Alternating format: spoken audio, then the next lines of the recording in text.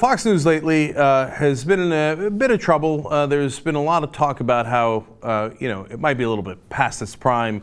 In fact, Media Matters, that usually tracks Fox News, said the war on Fox is over. We have won.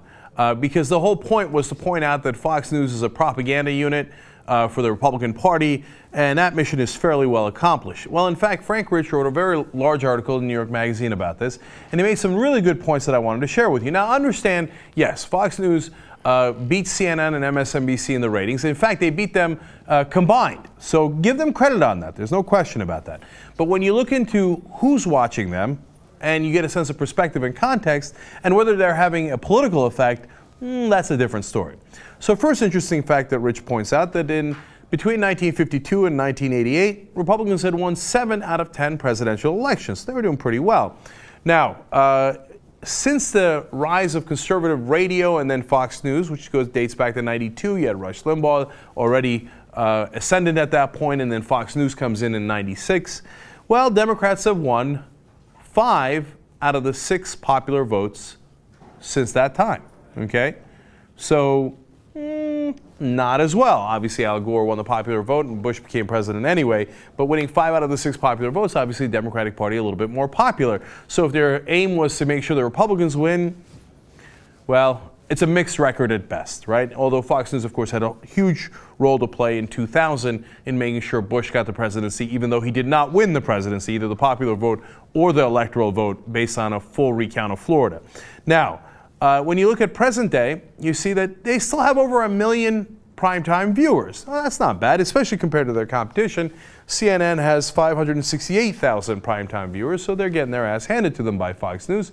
So far not bad, but to give you a sense of perspective, CBS Evening News, which is the lowest rated of all the evening news broadcasts, has 8 million primetime viewers. Okay, so now look, that's not to say that CBS Evening News or the other broadcasts that are even larger are very important either at this point. I'm not sure how many people pay attention to them as well. And that's always been the case, that the evening news was much larger than anything on cable news, right? I understand that, but it does give you some context.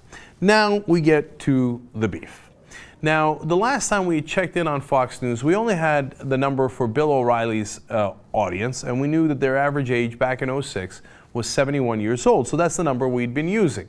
Well, now we have a number for their current average age for the entire network. Well, it's younger than O'Reilly's audience. Of course, you've got the Megyn Kellys, you've got the daytime programming, you got the morning show. Younger people watch that, of course. So the average age is 68. 68 years old. Now, that audience isn't getting any younger, even though they're moving Megyn Kelly to prime time and she's not 90 years old. No, it's actually getting older. You know that last year, the average age of the Fox audience grew by 2 years?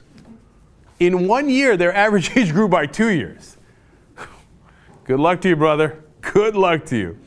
In fact, Frank Rich says, with a median viewer age now at 68, according to Nielsen data through mid-January, Fox is in essence a retirement community. Okay. Now, of course, I love that point, partly because I made it 7 years ago. No, now 8 years ago. Let's go to a quote by me in 2006.